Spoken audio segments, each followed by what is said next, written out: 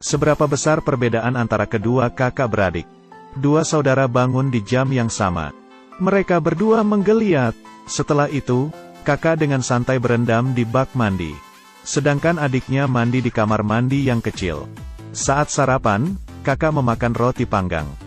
Adik makan tahu dan nasi buatannya. Saat makan, kakak tidak lupa melihat berita. Sedangkan adik menggulung poninya. Baru melihat sepatu kedua orang ini. Kakak yang selalu memakai sepatu hak tinggi. Adik yang selalu pakai sepatu olahraga. Hanya punya satu sepatu hak tinggi yang rusak. Tidak ada cara. Dia harus memperbaikinya sendiri, tidak seperti kakak. Punya banyak tas mewah. Dua orang dengan gaya berbeda keluar dari rumah. Satu yang anggun, yang satunya dengan gaya sederhana. Kakak punya sopir yang mengantarnya kerja. Tapi adik hanya bisa berjalan. Selalu khawatir terlambat. Tapi tujuan mereka adalah sebuah tempat yang sama. Sebuah seminar besar. Saat kakak diwawancarai di panggung, tiba-tiba, adik itu merebut mikrofon. Apakah Anda sudah memilih pilihan yang egois? Nona Su Rencai. Ia kemudian mengoreksi dan menjawabnya. Nama saya adalah Suan Ren. Adegan itu dipenuhi dengan kebencian. Beberapa tahun yang lalu, kedua saudara itu sangat akrab. Mereka selalu makan bersama. Pergi ke sekolah bersama. Tidak pernah terpisahkan. Tapi pada hari ini, ayah dan ibu bertengkar hebat. Untuk menyelesaikan konflik orang tua, kedua anaknya pergi ke perusahaan ayah. Mereka melihat keadaan ayah yang sebenarnya. Dipukuli oleh bos yang marah. Kedua adik kakak ini merasa sedih.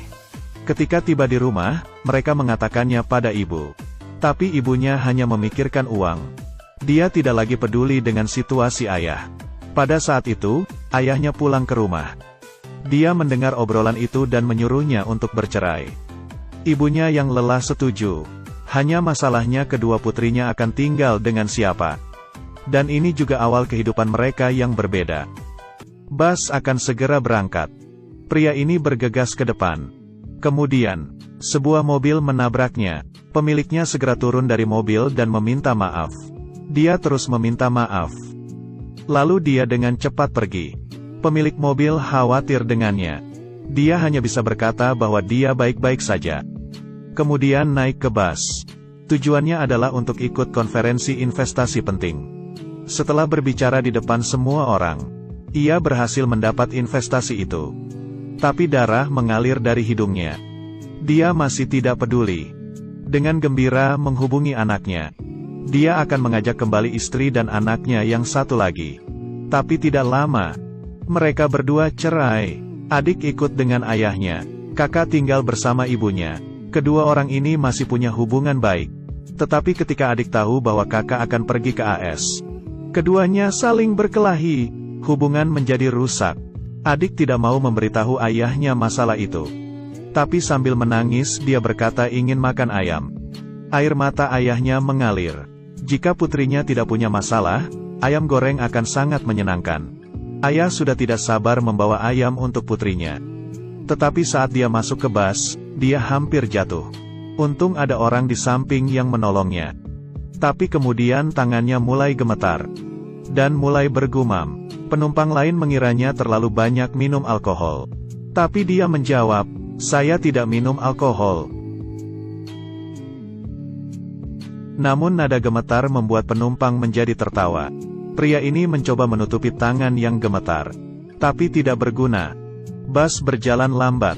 Di dalam rumah, anaknya sudah menunggu. Akhirnya tiba di terminal. Penumpang sudah pulang. Tapi ayah masih tertidur.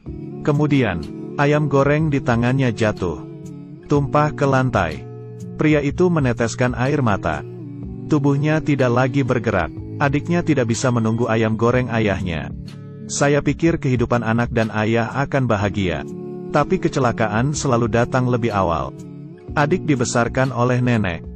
Saat dia besar nanti, dia akan bekerja keras. Jadi dia enggan membeli sepatu hak tinggi. Diam-diam memperbaiki sepatunya. Tapi pikirkan baik-baik, apakah ia bisa menyembunyikan dari kakaknya? Wanita itu membuka toilet. Melepas salah satu sepatunya.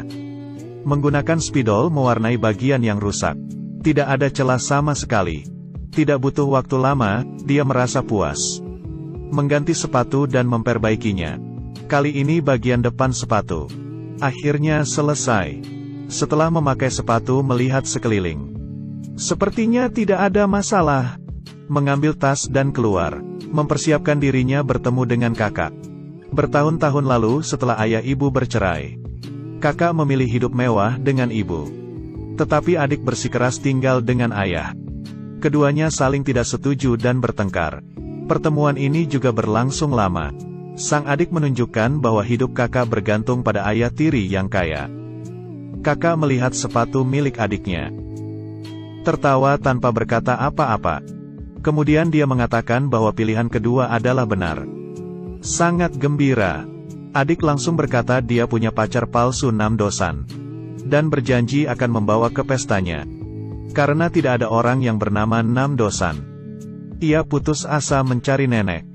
Ia berkata ingin bertemu Namdosan. Tapi itu hanya sahabat pena fiktif nenek. Tidak ada aslinya. Nenek hanya bisa mencari orang yang menyamar menjadi Namdosan. Ini adalah Huayun. Mereka bertemu untuk membahas rencana ini. Tapi kerjasama mereka berakhir gagal. Malam hari, adik datang sendirian ke pesta. Melihat orang asing di sekitarnya. Dia diam-diam melihat kakaknya.